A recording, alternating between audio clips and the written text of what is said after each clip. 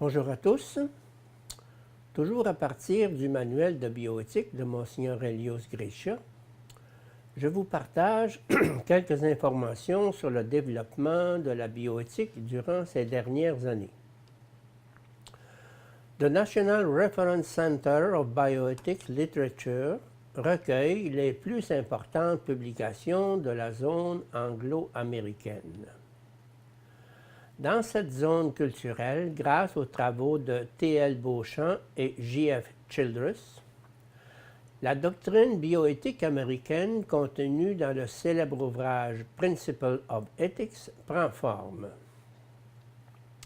Celle-ci expose à grands traits la théorie du principalisme, dont nous parlerons plus loin.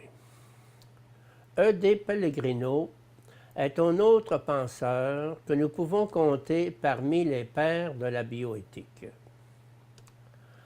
En Amérique, nous devons souligner la contribution du Pope John XXIII Center, qui a publié de nombreuses monographies.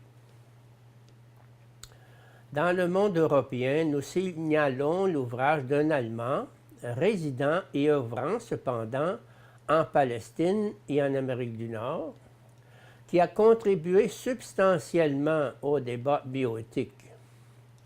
Il s'agit de Il Principio di Responsabilità de H. Jonas, qui compte parmi les contributions majeures qui ont été données à cette discipline. L'auteur évolue sur un terrain de départ semblable à celui de Potter. Il prend en considération la possibilité croissante de la technologie dont il examine les menaces éventuelles pour la survie de l'humanité. L'humanité a l'obligation de survivre. Ceci est le commandement prioritaire selon l'auteur. Et pour cela, il importe de fonder une nouvelle éthique. Une éthique qu'il appelle du futur, qui doit être fondée sur l'examen des conséquences des interventions humaines sur la biosphère, susceptibles d'être assumées par les générations futures. Son critère de référence pour les interventions biotechnologiques devra être celui de l'exclusion de la catastrophe. Nous devons dire également quelques mots sur la situation italienne. Notre centre de bioéthique a surgi parmi les premiers en Italie en 1985 à l'intérieur de l'Università Cattolica del Sacro Cuore. Celui-ci a son siège à la faculté de médecine et de chirurgie a Gemelli à Rome. Récemment, on a créé près du centre, par décision du Conseil de la faculté et du Sénat académique, l'Istituto de Bioetica, lequel concentre ses activités au plan académique.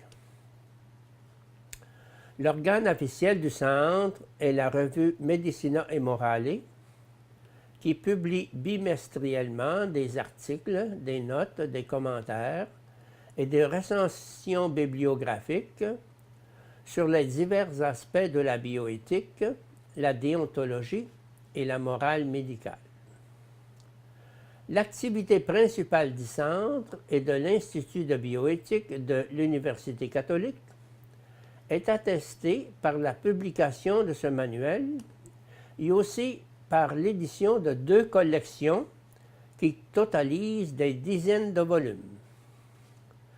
La perspective philosophique qui qualifie le centre et l'Institut est le personnalisme ontologiquement fondé d'inspiration thomiste.